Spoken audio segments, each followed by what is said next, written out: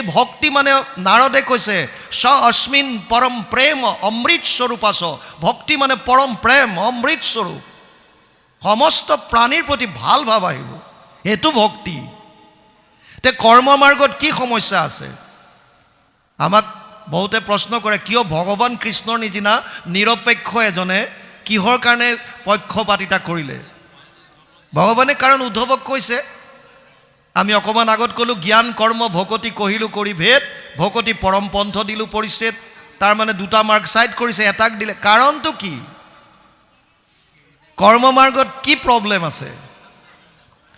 গীতাত অৰ্জুনক কৈছে সমোহম সৰ্বভূতেষু নামে দেশ অস্তি না প্ৰিয়। নৱম অধ্যায় 29 নম্বৰ শ্লোক গীতা। হে অৰ্জুন, মই সকলোৰে কাৰণে সমান, মোৰ কাৰণে কোনো প্ৰিয় নাই, কোনো মোৰ কাৰণে শত্ৰু নাই, চব সমান। যদি সকলোৰে কাৰণে সমান, তেতিয়াহ'লে তুমি আকৌ এইবিলাক কি দেখাইছা? এই যে কৰ্ম মাৰ্গ চাইড কৰিছা, জ্ঞান মাৰ্গ চাইড কৰিছা, কৰিবলৈ দিব লাগে যাৰ যি মন, তুমি আকৌ কেলে ভক্তিটোক শ্ৰেষ্ঠ দিলা? কাৰণ আছে। উদ্ধৱক কৈছে কৰ্ম মাৰ্গ যাগ যজ্ঞ পূজা পাতল কৰাত মোৰ আপত্তি নাই, কিন্তু মন্ত্ৰস্য চ পৰিজ্ঞাতম কৰ্মসুধীৰ মদৰ্পণম ধৰ্ম সম্পদতে সদা অধৰ্মস্য বিপৰ্যয়। ধৰ্ম সম্পদতে ষডভি মানে ছটা। কি কৈছে? 11, 21, 15 একাদশ স্কন্ধ 21 অধ্যায় 15 নম্বৰ শ্লোক।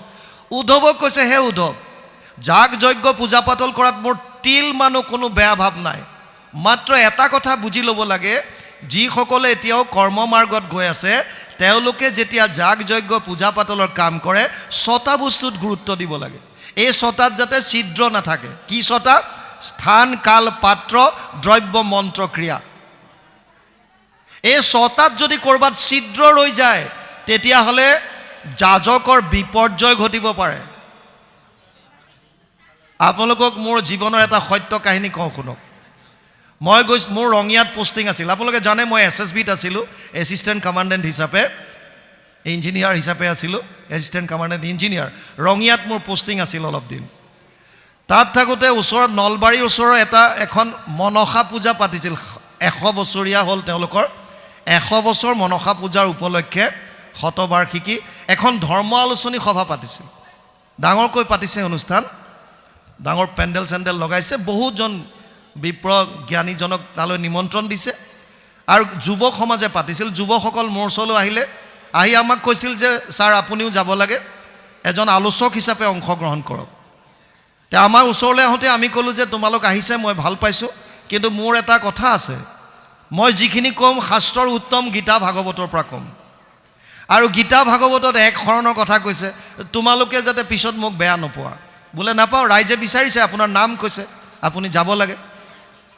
আমি গ'লোঁ তাত, আৰু যেতিয়া আমাক ভাষণ দিবলৈ দিলে আমি ভাষণ দিলোঁ, প্ৰায় 2 ঘণ্টা ভাষণ। যেতিয়া মনসা পূজা চলি আছে সেইটোৰ উপলক্ষে যেতিয়া ধৰ্ম আলোচনী সভা পাতিছে, গতিকে যজ্ঞৰ কথা আহিবই তাত।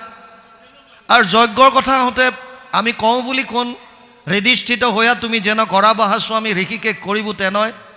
প্ৰভু ভগৱন্ত হৃদিস্থিত হৈ যি ধৰণে কোৱাই গৈছে আমি সেই ধৰণে হাত ধৰি গৈছোঁ। আমাক কোৱালে যে যজ্ঞটো এবিধ নহয়, আমিতো সৰুৰে পৰা যজ্ঞ বুলি ক'লে এবিধ বুলিয়ে ভাবোঁ। য'ত অগ্নি প্ৰজ্বলিত কৰে দ্ৰব্য আহুতি দিয়ে, আমি সৰুৰে পৰা যজ্ঞ বুলি ক'লে সেইটোৱে যজ্ঞ বুলি ভাবি আহিছিলোঁ। কিন্তু গীতাত কৈছে সেইটো নহয় অকল। দ্ৰব্য যজ্ঞ তপো যজ্ঞ যোগ যজ্ঞ তথাৎ পৰে স্বাধ্যায় জ্ঞান যজ্ঞস্য যতয় সংচিত ব্ৰত। 4ৰ্থ অধ্যায় 28 নম্বৰ শ্লোক গীতা। তাত কৈছে দ্ৰব্যৰ যজ্ঞ আছে, তপৰ যজ্ঞ আছে, যোগৰ যজ্ঞ আছে, স্বাধ্যায় যজ্ঞ আছে, জ্ঞান যজ্ঞ আছে, আৰু বিভিন্ন যজ্ঞৰ কথা কৈছে। কিন্তু তাৰ ভিতৰত শ্ৰেষ্ঠ কাক দিলে? শ্ৰেয়ান দ্ৰব্যময়ী যজ্ঞাত জ্ঞান যজ্ঞ পৰম তপ সৰ্বকৰ্মাখিলম পাৰ্থ জ্ঞানে পৰিসমাপ্যতে। 4ৰ্থ অধ্যায় 33 নম্বৰ শ্লোক গীতা। ভগৱান কৃষ্ণই ক'লে হে অৰ্জুন, এই যিমানবিলাক যজ্ঞ আছে তাৰ ভিতৰত জ্ঞান যজ্ঞ শ্ৰেষ্ঠ, যিটো আজি হৈ আছে। ইয়াৰ পৰা জ্ঞানাগ্নি প্ৰজ্বলিত হৈ আছে, আমি মনৰ অজ্ঞানতাবিলাক ইয়াত আহুতি দিছোঁ, এইটোৱে জ্ঞান। জ্ঞান যজ্ঞক শ্ৰেষ্ঠ বুলি ক'লে। আৰু আমি তাত ক'লোঁ যে যজ্ঞ কৰিলে, দ্ৰব্য যজ্ঞ কৰিলেও 6টা বস্তুৰ শুদ্ধতা থাকিব লাগিব। ধৰ্ম সম্পদতে ষডভি অধৰ্মস্য বিপৰ্যয়। স্থান কাল পাত্ৰ দ্ৰব্য মন্ত্ৰ ক্ৰিয়া এই ছটা বস্তু থাকিব লাগিব 11 21 15 একাদশ স্কন্ধ 21 অধ্যায় 15 নম্বৰ শ্লোক ভাগৱত আৰু আমি কৈ পেলাই যেতিয়া নামি আহিলোঁ আমাৰ কমিটিৰ ল'ৰাখিনিয়ে প্ৰায় 15-20 জন ল'ৰাই ঘেৰাও কৰি ধৰিলে আৰু ক'লে ছাৰ আপুনি বৰ ডাঙৰ কথা এটা কৈ আহিল বোলো কোনটো 2 ঘণ্টাৰ ভাষণত কি ক'লো ক'লে আপুনি ক'লে যে যাগ যজ্ঞ পূজা পাতলত 6টা বস্তুৰ শুদ্ধতা নহ'লে যাজকৰ মৃত্যু হ'ব পাৰে বিপৰ্যয় ঘটিব পাৰে আপুনি তেনেকৈ ক'লে আৰু আমি জানো যে আপুনি এনেই কোৱা নাই নিশ্চয় ক'ৰবাত আছে প্ৰথমতে আমাক এটা প্ৰশ্নৰ উত্তৰ দিয়ক যাজক কোন আমি কমিটিখন যাজকত পৰিম নে নাই তেওঁলোকে সুধিছে আমি ক'লো পৰিব আপোনালোকতো পৰিব যিমান সেৱকী আছে সব যাজক ক'লে এতিয়া আপুনি কওক যে এনেকুৱা ক'ত তেনেকুৱা উদাহৰণ আছে আমি 6ষ্ঠ স্কন্ধৰ বৃত্তাসুৰ বধৰ কথা ক'লো য'ত তস্তামুনিয়ে যজ্ঞ কৰিছিল ইন্দ্ৰক বধ কৰিবৰ কাৰণে বৃত্তাসুৰৰ হাতত দ্ৰব্য যজ্ঞ কৰিলে পূৰ্ণ আহুতিৰ সময়ত য'ত মন্ত্ৰ উচ্চাৰণ কৰিব লাগিছিল ইন্দ্ৰ শত্ৰু নিধন হওক ইন্দ্ৰ শত্ৰু বিবৰ্ধন আৰু ক্ৰোধৰ ভমকত তেওঁৰ পৰা ওলাল ইন্দ্ৰৰ শত্ৰু নিধন হওক ইন্দ্ৰস্য শত্ৰু বিবৰ্ধন ইন্দ্ৰস্য ষষ্ঠী বিভক্তি লাগি গ'ল ইন্দ্ৰস্য মানে ইন্দ্ৰৰ শত্ৰু আৰু ইন্দ্ৰ শত্ৰু বহুত ডিফাৰেন্স আছে ইন্দ্ৰ শত্ৰু মানে ইন্দ্ৰ শত্ৰু আৰু ইন্দ্ৰৰ শত্ৰু মানে ইন্দ্ৰৰ শত্ৰু বৃত্তাসুৰ আমি ক'লো সেইখনত বৃত্তাসুৰে বধ হ'বলগীয়া হ'ল তেওঁলোকে মোক ক'লে যে ছাৰ আপুনি কোৱা কথাখিনি শুনি আমাৰ হৃদয়ত একচুৱেলি এটা ভয় সোমাই গ'ল কাৰণ যোৱাবাৰ ষষ্ঠীৰ দিনা আমি এজন সক্ৰিয় কৰ্মীক হেৰুৱাইছোঁ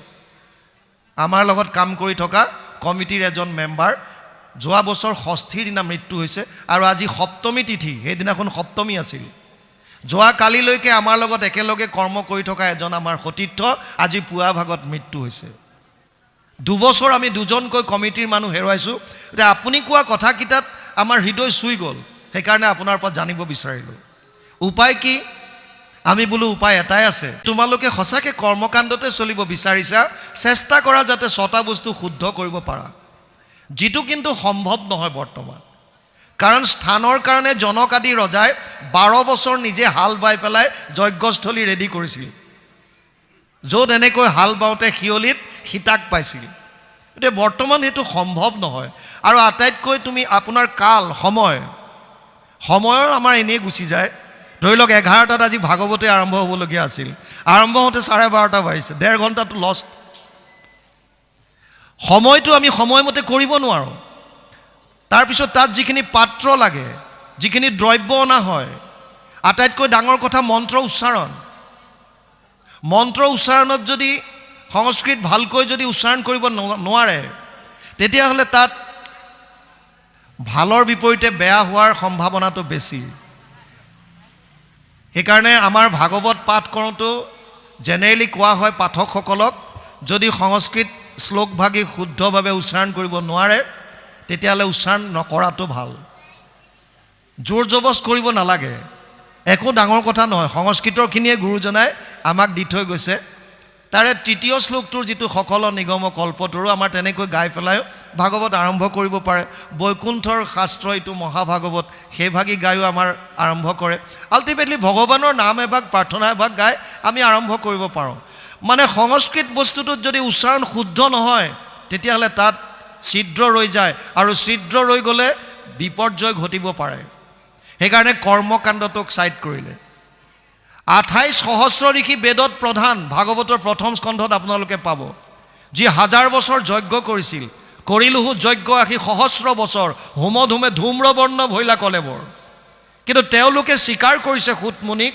যিটো কৰ্ম কৰোৱাত নাহিকে বিশ্বাস আপোনাৰ আয়ুস কৰিলোঁ ব্যৰ্থে না সেইকাৰণে ভগৱান কৃষ্ণ যিহেতু আমাৰ সকলোৰে পিতাহমস্য জগতো মাতা ধাতা পিতামহ বেদ্যম পবিত্ৰ ওংকাৰ ঋক সাম যজুৰে বচ 9ম অধ্যায় 17 নম্বৰ শ্লোক গীতা অৰ্জুনক কৈছে হে অৰ্জুন মই সমস্তৰে পিতা মই মাতা মই পিতামহ বেদৰ ওংকাৰ বা প্ৰণৱ মই ঋগ্বেদ সামবেদ যজুৰ্বেদ এই বেদ মই মানে জ্ঞান সেইজন ভগৱান যিজন আমাৰ পিতা যিজন মাতা যিজন পিতামহ সেইজনে নিজৰ সন্তানৰ অহিত চিন্তা কৰিব নেকি? কোন পিতৃ মাতৃ এনেকুৱা আছে যোনে নিজৰ সন্তানৰ বেয়াটো ভাবিব? কোন আছে এনেকুৱা? নিজৰ সন্তান যেনেকুৱাই বিপথে নাযাওক কিয়, মাক বাপেকৰ কাৰণে সদায় সন্তান, সদায় আপোন, তেওঁলোকৰ বেয়াটো কোনো কালে চিন্তা নকৰে। সেইকাৰণে ভগৱানে কৈছে ইমান ৰিস্ক কিয় লৈছা? আগতে মানুহৰ স্মৃতি শক্তি আছিল, কিন্তু কলিযুগৰ মানুহৰ 8টা বস্তু হ্ৰাস পাব। ততচ্চ অনুদিনম ধৰ্মম সত্যম শৌচম ক্ষমা দয়া কলেন বলেন ৰাজম নংসতি আয়ু বলম স্মৃতি 12:2:1 দ্বাদশ খণ্ড 2য় অধ্যায় 1ম শ্লোক। তাত কৈছে 8টা বস্তু কলিযুগৰ মানুহৰ কমি আহিব: ধৰ্ম, সত্য, শৌচ, ক্ষমা, দয়া, আয়ুষ, বল, স্মৃতি। যেতিয়া আমাৰ স্মৃতি শক্তি হ্ৰাস পাব, যেতিয়া শাৰীৰিক সামৰ্থ্যতা নাথাকিব, আপুনি মন্ত্ৰ পাহৰাটো স্বাভাৱিক। আৰু মন্ত্ৰ যদি পাহৰি যায় তাত কোনো এক্সকিউজ নাই। ভক্তি মাৰ্গতো আমি অপৰাধ বিনাশত গাই দিওঁ, চব শেষ। আপুনি কৃষ্ণ বুলি কৈছে নে কৃষ্ণ বুলি কৈছে কোনো কথা নাই, ভাৱত থাকিলে হ'ল, ভাৱত লাগে। ভক্তি মাৰ্গৰ মূল বস্তু হৈছে ভাৱ। আপুনি ইন্দ্ৰিয়ৰ দ্বাৰা যিমানে যি নকৰক, ভাৱত যদি নাই একো লাভ নাই। আমি 45 মিনিট সময় নাম গাওঁ, প্ৰায় আমি দেখা পাওঁ ভকতসকল নামৰ পৰা উঠিয়ে কোনোবা তামোল খাবলৈ মন, কোনোবা চেধা খোৱা, কাৰোবাৰ কিবা ফুচুঙা ফুচুঙি, হাঁহি ধেমালি। তাৰমানে 45 মিনিট নাম গোৱাৰ পাছতো নামৰ প্ৰভাৱ তোমালোকৰ শৰীৰত অহাই নাই। কিয় অহা নাই? কাৰণ ভাৱটো তাত নাছিলে, মনটো ক'ৰবাত ঘূৰি ফুৰিছে। কায়াটো আমি বহুৱাই থৈ দিছোঁ ইয়াত, আৰু আমি নাম গাই আছোঁ বছ। যিজনে আচলতে নাম গায়, যিজনে ভাৱত নামত সোমোৱাই দিলে, যিজনে নামাচাৰ্যৰ পদসমূহ গ্ৰহণ কৰিছে, শ্ৰৱণ কৰিছে, হৃদয়ংগম কৰিছে, আৰু তাৰ পাছত তেওঁ নাম গাইছে, চকুলো বৈ যাব, চকু পানী ওলাব আপোনালোকৰ। আৰু তাৰ পাছত তামোল চাধা অসম্ভৱ, এইবিলাক বস্তুৰ আনন্দ নাহে। অমৃত পান কৰাৰ পাছত কোনে খাৰ পানী খাবলৈ ইচ্ছা কৰে? অমৃত পান কৰাৰ পাছত খাৰ পানী কোনে খাব বিচাৰিব কওক? কিন্তু আমাৰ ভাৱটো তাত নাই। সেইকাৰণে কৰ্ম মাৰ্গত যিহেতুকে বহুকেইটা কথা আছে, সেইকাৰণে ভগৱানে ক'লে এইটো কলিযুগৰ মানুহৰ কাৰণে নহয়। স্মৃতি শক্তি হ্ৰাস পাইছে, মনত নাথাকে কথা, চাবিটো থৈ পেলাই গাড়ী চাবি ক'ত থলোঁ বিচাৰি ফুৰোঁ, ক'ত আছে পাহৰি যাওঁ।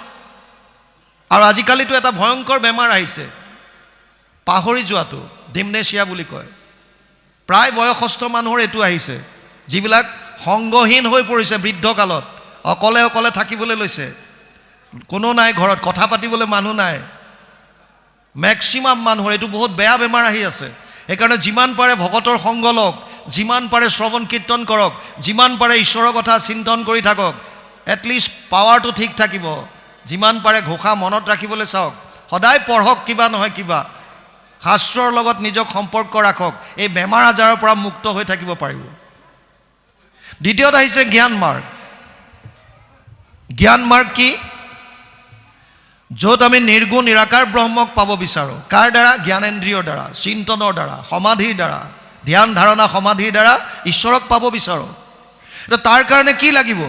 শংকৰাচাৰ্যটো প্ৰথমে চতুষ্টয় সাধনাৰ প্ৰথমতে দিছে বিবেক, বৈৰাগ্য, তিতিক্ষা, এইবিলাক বস্তু আহিছে তাত। মনৰ ওপৰত সংযম, সম দম তিতিক্ষা, এইবিলাক বস্তু লাগিব।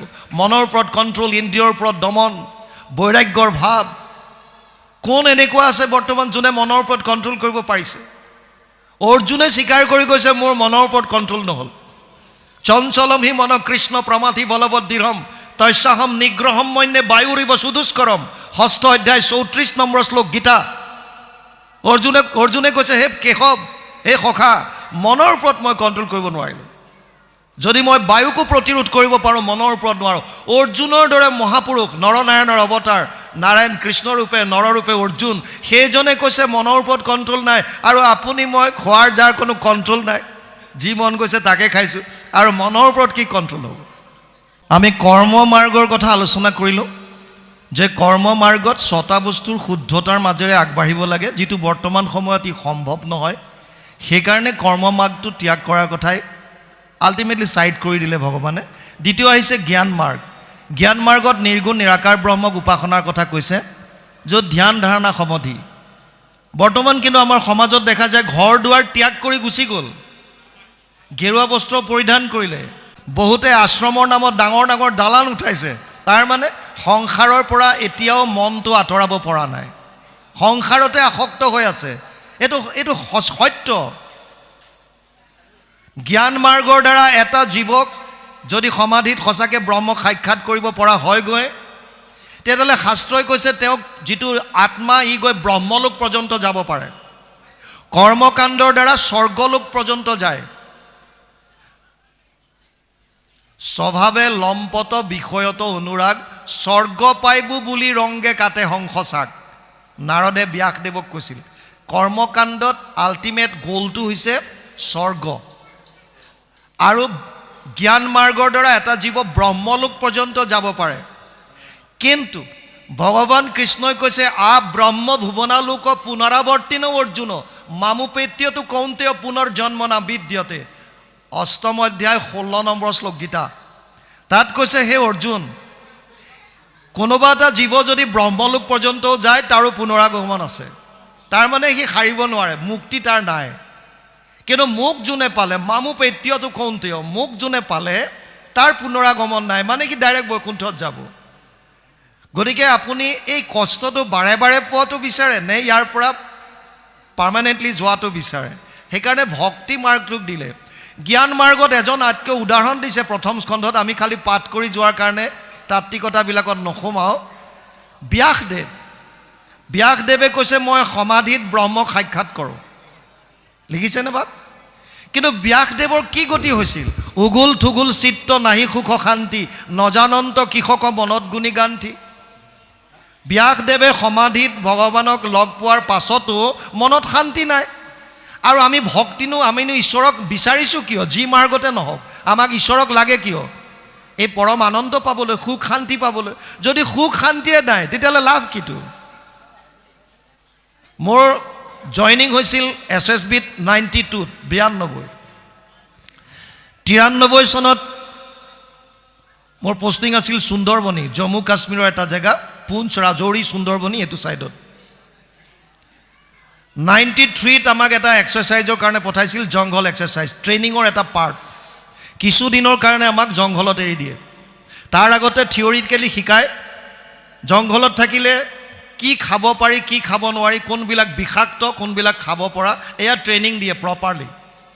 যিবিলাক কোনোবা যদি ডিফেন্স পাৰ্চনেল পাৰামিলিটাৰী ফ'ৰ্চৰ আছে তেওঁলোকে গম পাব। তাৰপাছত কেইদিনমানৰ কাৰণে জংঘলত এৰি দিয়ে। সেইকেইদিন আপুনি জংঘলত যি পাইছে তাৰ বস্তু খাব লাগিব। লিমিটেড অলপমান আপোনাক কিবা আহাৰ দিয়ে, ট্ৰেইনিং বুলি। উদ্দেশ্য এটাই, যদি জীৱনত তেনেকুৱা পৰিস্থিতি আহি যায়, আপুনি জংঘলৰ মাজত অকলশৰীয়া, তেতিয়া আপুনি নিজক কেনেকৈ বচাই ৰাখিব, সেইটো এটা ট্ৰেইনিং হয়। 93ত যেতিয়া আমাক তেনেকৈ এটা কাশ্মীৰৰ এখন জংঘলত যেতিয়া আমাক এৰি দিলে, তাত জংঘলত ঘূৰি ফুৰোঁতে মই জংঘলৰ মাজত এটা গুহা দেখা পাইছিলোঁ, কেভ এটা। আৰু গুহাৰ সন্মুখত এজন বুঢ়া মানুহ, মোৰ জীৱনৰ সত্য কাহিনী। বুঢ়া মানুহজনক লগ পাই মই সুধিলোঁ, দেউতা আপুনি এই জংঘলৰ মাজত অকলে অকলে কি কৰি ফুৰিছে? তেওঁ আমাক ক'লে যে এই গুহাটোৰ ভিতৰত এজন ঋষি সন্ন্যাসীয়ে 12 বছৰ তপস্যা কৰিছিল।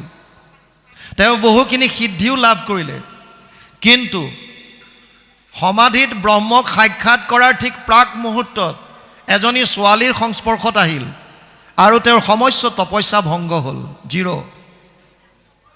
যেনেকৈ লুডু খেলত যে জখলা, সাপ জখলাৰ খেল, যিবিলাকে লুডু খেলে, এনেকৈ জখলাত উঠি উঠি গৈ থাকে। 100ৰ আগত 99ত এডাল দীঘল সাপ থাকে, তাত যদি গুটিটো পৰি গ'ল চিধা তল। ঠিক তেনেকুৱা হৈছে জ্ঞান মাৰ্গ। আমাৰ জংঘল এক্সাৰচাইজ, আমি মানুহজনক কৈছিলোঁ যে মই ভিতৰলৈ সোমাই চাব পাৰিমনে?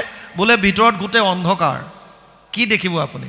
বোলো চোৱাৰ একান্ত ইচ্ছা, কোন জেগাতনো বহি সন্ন্যাসীজনে তপস্যা কৰিছিল ইমান বছৰ, জেগাকণকে চাওঁ অকণ আহিলোঁ যেতিয়া। আৰু আমাক এটা জুইৰ ব্যৱস্থা কৰি ভিতৰলৈ লৈ গৈছিল। এখন টুলত সেই ঋষিজনৰ ফটোখন আছে আৰু সন্মুখত ধূপদানিত ধূপ চুপ জ্বলাই থোৱা থাকে। আমি চাই মেলি ওলাই আহিলোঁ।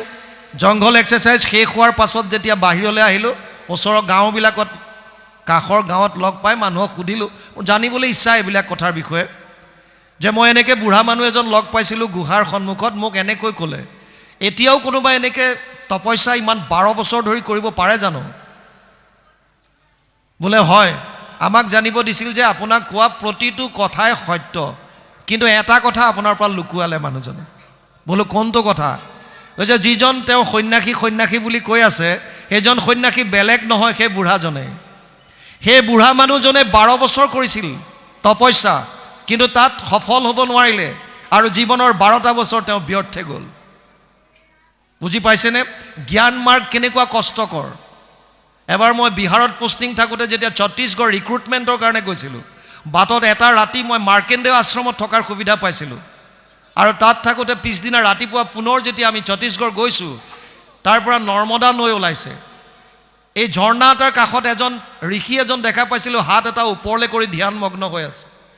গাড়ী ৰখাই ওচৰৰ মানুহক সুধিলোঁ, এইজনে হাতটো ওপৰলৈ কিয় তুলি আছে?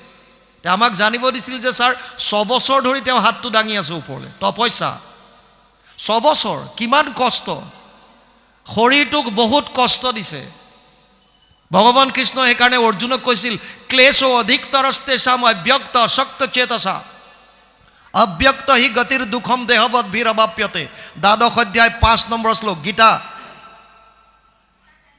তাত লিখিছে যে এইটো মাৰ্গত, জ্ঞান মাৰ্গত অতি কষ্ট আছে। ক্লেশ অধিকতৰস্তেষাম, বহুত কষ্ট আছে, কাৰণ আমি দেহাভিমানী পুৰুষ। নিৰ্গুণ নিৰাকাৰ ব্ৰহ্মক উপাসনা কৰাটো আমাৰ কাৰণে ইমান সহজ নহয়, আৰু সেইকাৰণে সহজ উপায়টো আমাক দিলে ভক্তি মাৰ্গ। সেইকাৰণে ইয়াত গুৰুজনাই ভক্তিক গুৰুত্ব দিছে, আৰু ইয়ালৈকো কৈছে কৃষ্ণ পদ পংকজক ভজে ব্ৰহ্মা হৰে। যিজন ভগৱানৰ পদপংকজ ব্ৰহ্মা হৰেও ভক্তি কৰে, আৰু সেইজনক আমি নৰতনু পায়াতে যে কমন পামৰে। আমি ইমান এটা দুৰ্লভ শৰীৰ পাইছোঁ, যিটো শৰীৰ পাবৰ কাৰণে ব্ৰহ্মায়ো ইচ্ছা কৰে।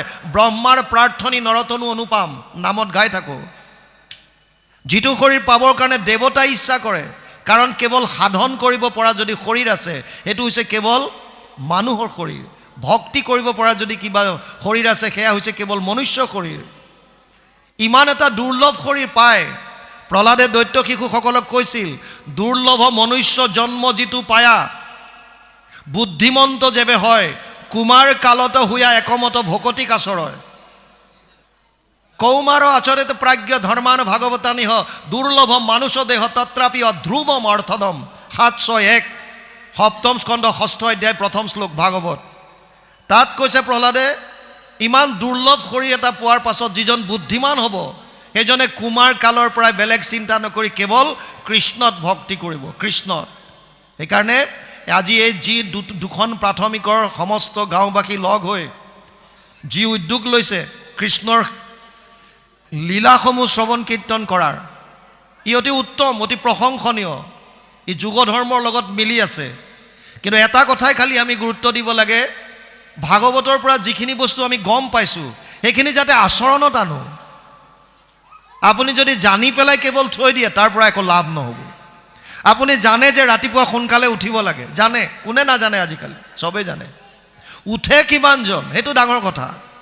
কোনে নাজানে যে জীৱ হত্যা কৰিব নাপায়, নকৰাকৈ কিমান আছোঁ?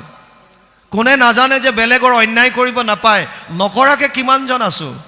কোনে নাজানে যে আমি দুৰ্নীতি কৰিব নাপায়, নকৰাকৈ কিমানজন আছোঁ? এইটো ডাঙৰ কথা। কিমান জানিছে সেইটো ডাঙৰ কথা নহয়। নালাগে ভক্তিত দেৱ দ্বিজ ঋষি হৈবে, নালাগে সমৃদ্ধ শাস্ত্ৰ বিস্তৰ জানিবে। বহুত জনাৰ প্ৰয়োজন নাই। যিখিনি জানিছে সেইখিনি আচৰণত আনিব লাগিব, তাৰ বাহিৰে গতি নাই। বহুত জনাৰ প্ৰয়োজন নাই, কিন্তু আপুনি যিকেইটা জানিছে সেইকেইটা যদি মানিব বিচাৰে, তাৰ পৰা লাভ হ'ব। পৰম আনন্দ যিটো বিচাৰি হাবাথুৰি খাই ফুৰিছে, বেপাৰ বাণিজ্য টকা পইচা বুলি হাহাকাৰ কৰি ফুৰিছে, সেই আনন্দ হৃদয়ত উপলব্ধি কৰিব পাৰিব। দেৱৰো ঈশ্বৰ হৰি তান্ত মহা যত্ন কৰি লৈও এক শৰণ সাক্ষাৎ, যাৰ ইচ্ছা মুখ্য পাইবে, নালাগে দূৰক যাইবে, আছে হৰি সবাৰো হিয়াত। ইয়াত আছে ঈশ্বৰ। সেই ঈশ্বৰক আমি অনুভৱ কৰিব পাৰিম আনন্দ হিচাপে। যিটো আনন্দ টকাৰ মাজত বিচাৰিছোঁ, ঘৰ দুৱাৰৰ মাজত বিচাৰিছোঁ, বস্তু বাহিনী খাদ্যৰ মাজত বিচাৰিছোঁ, সেই আনন্দ বাহিৰত নাই। ইন্দ্ৰিয়ৰ সুখটো পশু শৰীৰতো পায়। যিটো আমাক মনুষ্য শৰীৰ দিছে, ইয়াত কেৱল ঈশ্বৰৰ ভক্তিটো মূল। সেইকাৰণে ইয়াত লিখিছে, কৃষ্ণ পদ পংকজক ভজে ব্ৰহ্মা হৰে, নৰতনু পায়াতে যে কমন পামৰে। একস্থানে মনুষ্য মৃত্যুৰ নেৰাই হাত, তথাপি নভজি মৰে কৰি আত্মঘাত। কোনো স্থানত মৃত্যুৰ পৰা হাত সাৰিব নোৱাৰে মনুষ্য শৰীৰ চঞ্চল সদায় কেতিক্ষণে কালে ধৰে প্ৰহ্লাদে দৈত্য শিশুসকলক কৈছে কোন মুহূৰ্তত কাৰ মৃত্যু আহে ঠিক নাই ধৰি লওক আপুনি এখন ট্ৰেইনত উঠিছে আপুনি দিল্লীলৈ যাব টিকেট আগতেই কৰিলে কোনটো ক্লাছত কৰিছে সেইটো থাকিব তাত স্লিপাৰ কোচ লৈছে নে জেনেৰেল কোচত কাটিছে নে এচি 2 টায়াৰ কাটিছে নে 3 টায়াৰ কাটিছে নে এচি ফাৰ্ষ্ট ক্লাছ কৰিছে নে ক'ত কৰিছে টিকেট যোনটো টিকেট আপোনাৰ আছে আপুনি সেইটো কোচত সেই সিটত বহিব ধৰি লওক এজন মানুহে এটা টিকেট লৈছে এচি 2 টায়াৰ কাটিলে 2 টায়াৰত বহিল আৰু তাৰ পাছতে যদি ট্ৰেইনখন তাৰ পৰাই আৰম্ভ হৈছে চাই থাকোতেই তাত বেলেগ কেইজনমান মানুহ আহি বহিলে 6টা সিট থাকে এটা কম্পাৰ্টমেণ্টত এচি 2 টায়াৰ 4টা আৰু 2টা সাইডত 6জন ব্যক্তি একেলগে বহিছে কিন্তু টিকেট সবৰে বেলেগ বেলেগ কোনোবাজনে পাটনালৈকে লৈছে কোনোবাই হয়তো লখিমপুৰ টু গুৱাহাটী লৈছে কোনোবাই হয়তো নাই মুজফ্ফৰপুৰ লৈছে কোনোবাই হয়তো আৰু লখনৌ লৈছে কোনোবাই হয়তো দিল্লী লৈছে বেলেগ বেলেগ টিকেট কোচ বেলেগ টিকেট বেলেগ যাৰ যেনেকুৱা টিকেট আপোনাৰ কম্পাৰ্টমেণ্টত আহি 6জন বহিল 6টা টিকেট খুকিয়া যাৰ য'ত গন্তব্য স্থান আহিছে তাত সেইজন নামিব আপোনাৰ মতে নচলে যদি আপোনাৰ টিকেটটো যদি গুৱাহাটীত আপুনি যিমানেই সম্পৰ্ক স্থাপন নকৰক সেই 6জনৰ মাজত যিমানেই মোৰ আপোন নকক যিমানেই মোৰ পুত্ৰ পৰিবাৰ যিমানে যেনেকুৱা নকক কিয় যেতিয়া টিকেটটো জলৈকে আছে তাত সেইজন নামিবই লাগিব এইটো বাউন তাৰ পৰা হাত সাৰিব নোৱাৰে আমাৰ জীৱনটো তেনেকুৱা আমি এটা টিকট লৈ আহিছো যাক প্ৰাৰব্ধ বুলি কয় প্ৰাৰব্ধ আয়ু কৰ্মম চ বিত্তম চ বিদ্যা নিধনমেব চ পঞ্চৈতস্য সৃজন্তে গৰ্ভস্থস্য দেহিনাম মাতৃ গৰ্ভত থাকোতে 5টা বস্তুৰ ফাইনেল হৈ আহিছে কিমান আয়ুষ কিমান দিনৰ কাৰণে আহিছে তেওঁ মনুষ্য শৰীৰ লৈ কৰ্ম কেনেকুৱা হ'ব টকা পইচা কেনেকুৱা হ'ব বিত্ত বিদ্যা কেনেকুৱা হ'ব একজেক্টলি নিধন মৃত্যু কোন দিনা কেনেকৈ হ'ব সব ফাইনেল প্ৰাৰব্ধ লৈ আহিছে আমি নাজানো একো ভৱিষ্যতৰ কথা আমাৰ হাতত একো নাই গতিকে এটাই উপায় আছে সাৰেণ্ডাৰ মানে শৰণ ভগৱানৰ চৰণত নিজক উৎসৰ্গা কৰি দিয়াৰ বাহিৰে আন একো কৰিবলগীয়া আমাৰ নাই একো কৰিব আমি নোৱাৰো আপুনি যিমানেই যেনেকুৱা প্লানিং নকৰক কিয় ঈশ্বৰে যদি ইচ্ছা নকৰে আপোনাৰ একো কাম নাই সেইকাৰণে যিজন মহান শক্তিৰ ওচৰত আমি হাৰ মানিবলগীয়া হয় সেইজনৰ ওচৰত কুমাৰ কালৰ পৰাই যদি আমি সম্পূৰ্ণৰূপে শৰণাগতি হওঁ সেইজনে আমাক এটা সুন্দৰ ৰাজমাৰ্গেদি আগবঢ়াই লৈ যাব যিমানেই সংঘাত আপোনাৰ জীৱনত নাহক কিয় তেওঁ আপোনাক তাৰ মাজেদি সুন্দৰভাৱে আগবঢ়াই লৈ যাব সেইকাৰণে ইয়াত গুৰুজনাই কৈছে একস্থানে মনুষ্যে মৃত্যুৰ নেৰাই হাত তথাপি নভজি মৰে কৰি আত্মঘাত জনাৰ পাছতো আমি নিজে সুইচাইড কৰাৰ দৰে ভগৱান কৃষ্ণৰ কাষ চপা নাই বিভিন্নজনে বিভিন্ন ধৰণৰ এক্সকিউজেছ কোনোবাই কৈছে মই অমুকৰ কাৰণে আহিব পৰা নাই কোনোবাই কৈছে মই এইটো কাৰণে আহিব পৰা নাই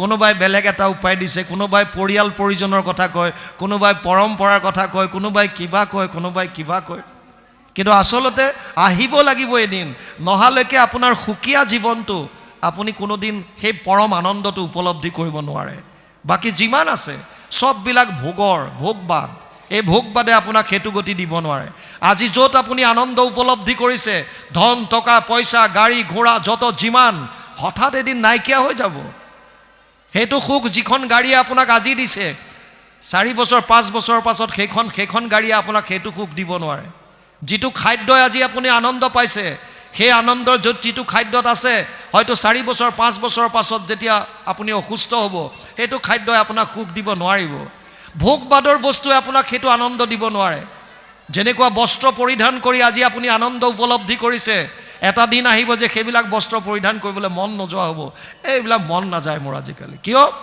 আপোনাৰ সেইবিলাকত সুখ নাইকিয়া হৈ গ'ল চিৰন্তন যিটো সুখ যিটো সনাতন যিটো নিত্য যিটো আনন্দ যিটো পৰম আনন্দ যাৰ কোনোদিন শেষ নাই পাৰ্থ নৈব ইহন মূত্ৰ বিনাশস্তস্য বিদ্যতে 6ষ্ঠ অধ্যায় 40 নম্বৰ শ্লোক যিটো আনন্দৰ কোনোদিন শেষ নাই সেই আনন্দটো পাবৰ কাৰণে এটাই মাৰ্গ দিছে সেইটো হৈছে কৃষ্ণত একান্ত ভক্তি ইয়ালৈকে গৈছে অকমান আগবাঢ়ক কৃষ্ণ পদে কৈছে কৃষ্ণ সেৱা তেখে মাত্ৰ গুচৈ মৃত্যু ভয় জানিয়া কৃষ্ণক ভজা কৰিয়া নিশ্চয় ভাগৱতে কৈছে আমাৰ আটাইতকৈ ডাঙৰ ভয়টোৱে হৈছে মৃত্যুৰ ভয়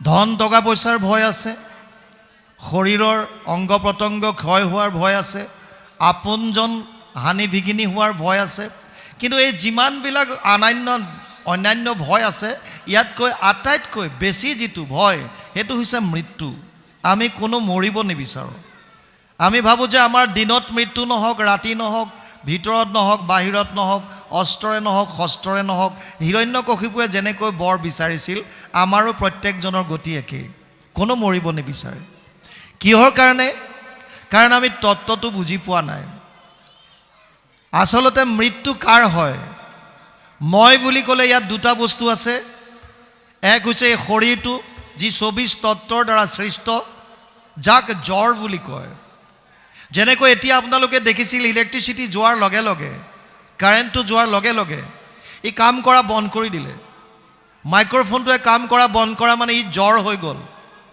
চৈতন্য কেতিয়া হ'ল যেতিয়া ইয়াত আকৌ ইলেক্ট্ৰিচিটি আহিল শক্তিটো যেতিয়া আহিল ঠিক তেনেকৈ আমাৰো এই শৰীৰটো হৈছে জ্বৰ ইয়াত যেতিয়া আত্মা পৰমাত্মাৰ যেতিয়া আগমন হয় তেতিয়া ই চৈতন্য হয় সচেতন হয় সচেতন কৰা দেহ প্ৰাণ ইন্দ্ৰিয়ক জীৱক ভুঞ্জান্ত নানাবিধ বিষয়ক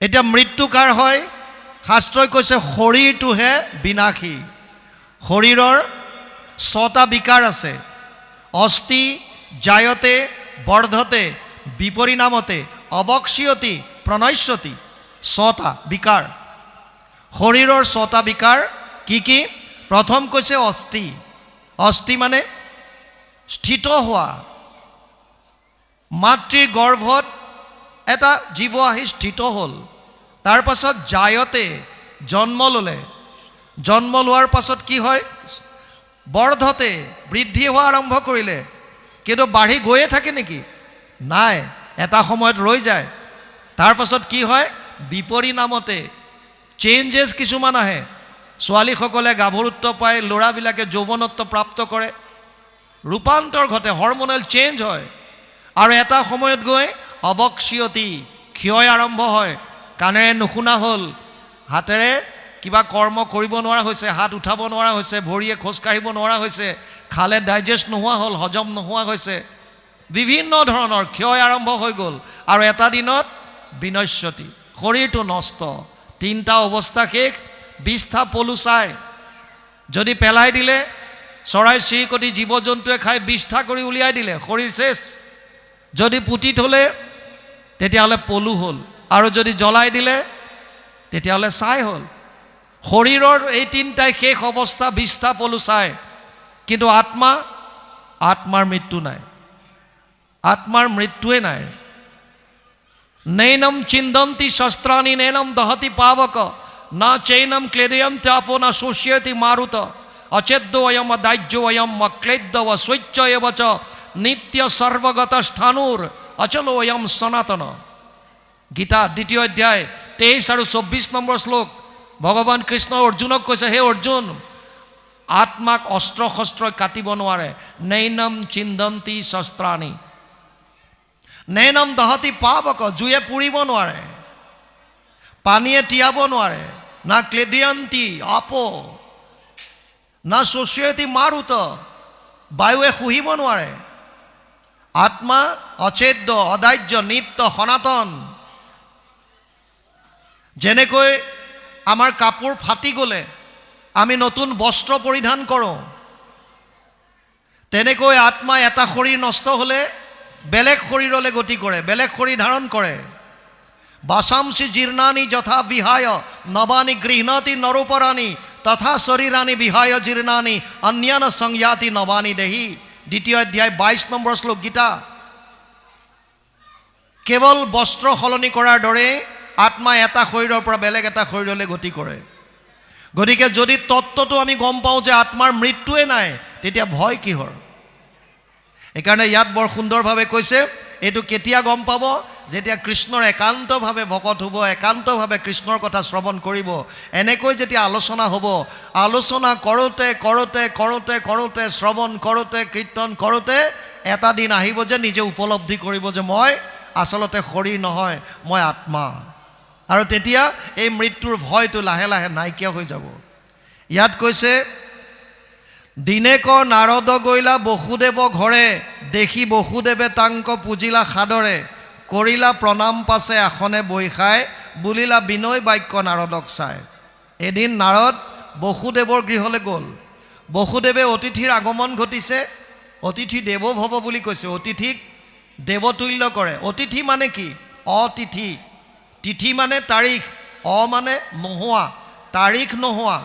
আগতে কিছু লোকে জনকল্যাণৰ কাৰণে সমাজত ভ্ৰমণ কৰি ফুৰিছিল।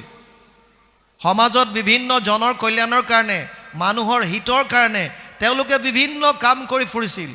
আৰু এনেকৈ ঘূৰি ফুৰোঁতে যেতিয়া ক'ৰবাত সন্ধিয়া হয়, ৰাতি হয়, কোনোবা এখন ঘৰত গৈ তেওঁলোকে আশ্ৰয় লয় নিশাটো কটাবৰ কাৰণে, এমুঠি আহাৰৰ কাৰণে। কোনো তাৰ কাৰণে আগতীয়াকৈ ফোন কল নাই, কোনো ধৰণৰ খবৰ নাই, য'তে ৰাতি ত'তে কাটি বুলি কয়।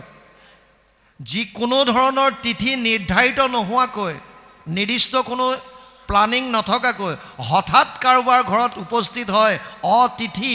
সেইকাৰণে কৈছিল, যিহেতু তেওঁলোকে জনকল্যাণৰ কাৰণে ঘূৰি ফুৰিছিল, সেইকাৰণে সেইসকলক অতিথিক কি বুলি কৈছিল? দেৱ ভৱ, দেৱতুল্য। তেওঁলোক দেৱতুল্য।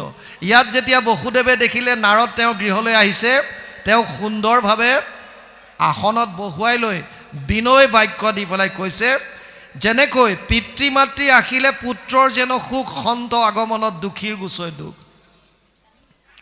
যেনেকৈ মাক বাপেকৰ আগমনত যিবিলাক সন্তান কিবা কৰ্মৰ কাৰণে হওক, বিভিন্ন কাৰণত হওক, মাক বাপেকৰ পৰা আঁতৰত থাকিবলগীয়া হয়, তেওঁলোক যদি সঁচাকৈ পিতৃভক্ত হয়, মাক বাপেক যদি ভাল পায়, তেতিয়াহ'লে যেতিয়া মাক বাপেক তেওঁলোকৰ ওচৰলৈ আহে তেওঁলোক আনন্দিত হয়। কিন্তু বৰ্তমান এনেকুৱা সন্তানো পোৱা যায় যিবিলাকে আকৌ মাক বাপেক আহিলে মনে মনে বেয়াহে পায়। তেওঁলোকে ভাবে যে মা দেউতাই পঢ়া শুনা নজনা, আমি চহৰত আছোঁ, আমাৰ এখন সমাজ বেলেগ, উচ্চ শিক্ষাৰ, আমাৰ ঘৰলৈ আহিলে মা দেউতা আহিলে চিনাকি দিবলৈ লাজ লাগিব। এইসকলৰ কথা কোৱা নাই শাস্ত্ৰই। শাস্ত্ৰই কৈছে সেইসকলৰ কথা যি প্ৰকৃত সন্তান, যি মাক বাপেকক অন্তৰৰ পৰা শ্ৰদ্ধা কৰে, ভক্তি কৰে, জীৱন্ত অৱস্থাত যিসকলে শ্ৰদ্ধা কৰে। মৃত্যুৰ পাছত শ্ৰাদ্ধ কৰি কি লাভ হ'ব? জীৱন্ত অৱস্থাত যদি মাক বাপেকক ভালদৰে সন্মান নকৰে, শ্ৰদ্ধা সহকাৰে মাত বোল নকৰে, একো যদি চোৱা চিতা নকৰে, শৰীৰটো নাশ হোৱাৰ পাছত ডাঙৰ ডাঙৰ শ্ৰাদ্ধ পাতি কোনো কাম নাই। জীৱন্ত অৱস্থাত বৃদ্ধ পিতৃ মাতৃক যিমান পাৰে শুশ্ৰূষা কৰিব লাগে। ইয়াত কৈছে, পিতৃ মাতৃ আহিলে পুত্ৰৰ যেন সুখ, সন্ত আগমনত দুখীৰ গুচয় দুখ। সেইমতে ভগৱন্ত তজু আগমনে, সমস্তৰে কুশল হয় তাবক্ষণে। দেৱতাটো কৰি শ্ৰেষ্ঠ সন্ত সাধুজন, সাধুহন্তে সৰ্বসুখ হয় অনুক্ষণ। ইয়াত কৈছে সন্তসকল দেৱতাত কৰিও শ্ৰেষ্ঠ। দুৰ্লভ মনুষ্য দেহ দেহিনাম ক্ষণভংগুৰ, তত্ৰাপি দুৰ্লভম মন্যে বৈকুণ্ঠ প্ৰিয় দৰ্শনম। এইটো শ্লোকৰ অনুবাদ ইয়াত কৰিছে 11:2-29। বসুদেৱে কৈছে যে মানুহৰ জন্ম পোৱাটো অতি দুৰ্লভ, দুৰ্লভ মনুষ্য দেহ। যদিও মানুহৰ শৰীৰটো ক্ষণভংগুৰ, খন্তেকীয়া, বিজুলীৰ চমকৰ দৰে, জলৰ ৰেখাৰ দৰে, কচুপাতৰ পানীৰ দৰে, কাৰ কেতিয়া ক'ত মৃত্যু হয় কোনো ঠিক নাই।